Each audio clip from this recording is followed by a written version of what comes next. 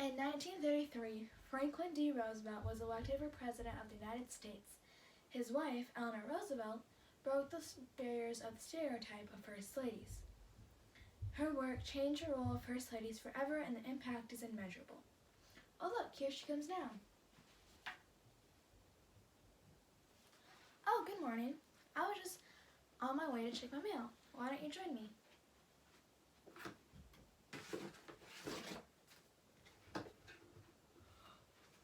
Oh boy, I have a lot of mail. Well, it sure seems like a lot of mail, but actually, it's not that much mail. I normally get about 1,000 letters a week. I either personally write them or my secretary helps me write them. Alright, well, let's get started.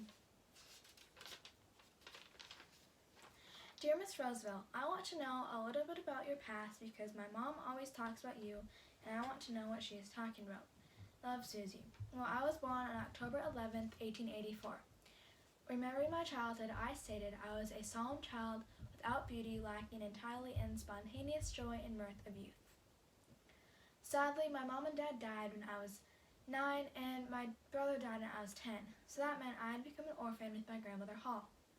However, my grandmother Hall wasn't a very good caretaker, so that meant I had become a mom, or take on the role of a mom anyways, which was very hard for me because I had to mature faster than most people.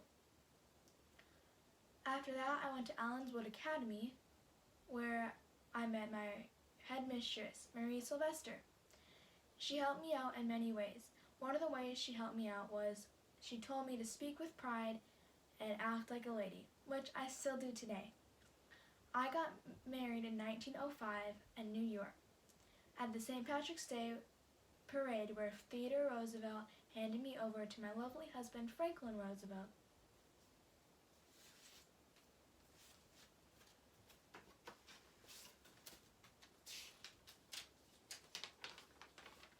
Hi, Miss Roosevelt. How did your husband, Franklin, influence you as a First Lady? Sincerely, Ella.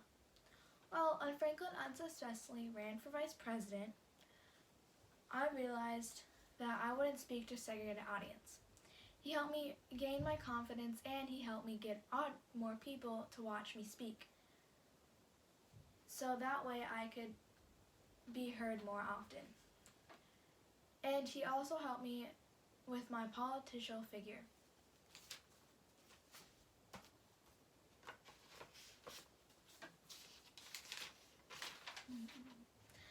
Hello, Miss Roosevelt. I heard that you were involved in the Women's Trade Union League.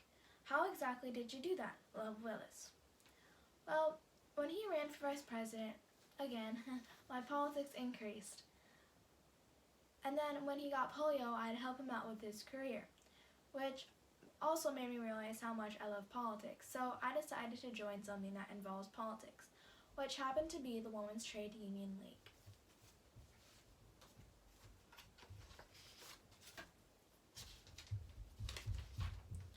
Miss Roosevelt, so I hear you helped out many women get jobs, but how did you do that?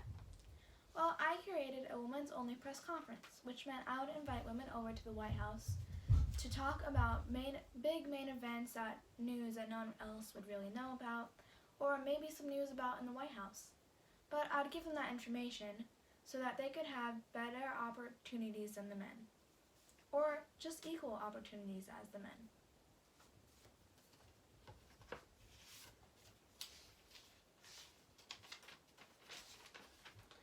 Dear Miss Roosevelt, most people know about your newspaper column My Day, but we don't. So can you tell us a little bit about it? Love, Ruth. And Lincoln. Well, I got offered a daily column in 1933, but didn't accept it till 1935. In 1938, it was appearing in 62 newspapers across the nation, with a readership of 4 million people, which I was so surprised. So that meant I was the most nation's popular columnist at the time. In 1940, it was so strong because I shared my perspective of being a wife, a mother, a grandmother, and of course, a First Lady. I also shared how I felt about international affairs, equal rights, civil rights, and even when I disagreed with my husband, Franklin.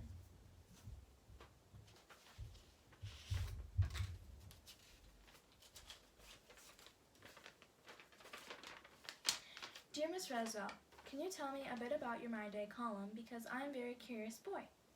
Love, Bill. Well, United Features Syndicate offered me a 5-year contract even though I wasn't sure if I would remain in the White House for another term. But I accepted it anyways. And Franklin R.'s sudden death in 1905 didn't diminish the reader's interest like I thought it would. Oh, and I happen to have, I think, what I wrote in April 1945 about leaving the White House. I said, "There's always a certain emotional strain about the last time for anything. When you lived in a house for 12 years, even though you have always known that it belonged to the nation, you grow fond of the house itself and fonder still of all the people connected with your life in that house." Oh, and this looks like it's the last sweater for today.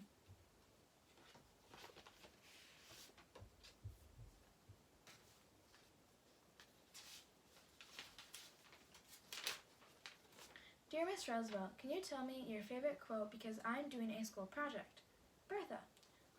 Actually, yeah, I've said it a few times, but I'll say it again. I've never felt that anything really mattered but the satisfaction of knowing that you've done the very best that you could and you've stood for the things that you've believed in. Well, I'm afraid that's all mail I get. Oh yeah, and in total, I wrote 700 My Day columns, 200 magazine articles, and 17 books. But sadly, I have a meeting to go to, so I'll see you soon. Nice talking to you, though. Bye.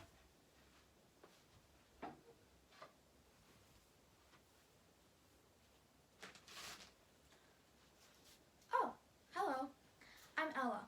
I'm one of those people who wrote Eleanore Roosevelt a letter. I wrote her a letter about every other week, and of course she answered them all, being the amazing person that she is.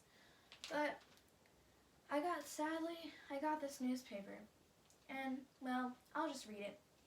It says, in 1933, when Franklin D. Roosevelt was elected President of the United States, his wife, Eleanor Roosevelt, broke the barrier of stereotype of being a First Lady. Her work changed the role of First Lady forever, and the impact is immeasurable. It goes on to say Eleanor died sadly on November 7, 1962, of tuberculosis, which affects the lungs. And it goes on to say that today America remembers Eleanor as the most influential wife as First Lady, the most ambitious and outgoing First Lady to ever set foot in the White House, also a person who dedicated her life for fighting for political and social change. That's one of the reasons why I love her, because she dedicated her life for fighting for political and social change. Anyways, it continues to say that she redefined the stereotype of First Lady. Many First Ladies, including these First Ladies, Claudia Lady Bird Johnson, who led the Highway Beautification Act, Betty Ford, who helped reduce stigmatism to alcohol, and Nancy Reagan, who stated just say no to drug usage, Hillary Rodham Clinton, who took action in better healthcare system, and finally Michelle Obama, who launched Let Girls Learn, Joining Forces, Reach Higher, and Let's Move. They all got involved because Eleanor Roosevelt. That's one of the also reasons why I love Eleanor Roosevelt, is because if it wasn't for her, we wouldn't have had these great First Ladies come into our country. Anyways, it says, millions of people from around the world travel to Washington, D.C. each year to pay their respects to men and women like Eleanor that broke barriers as it inspires future generations to do the same. Well, that's all it says in the newspaper, but I'll keep you updated.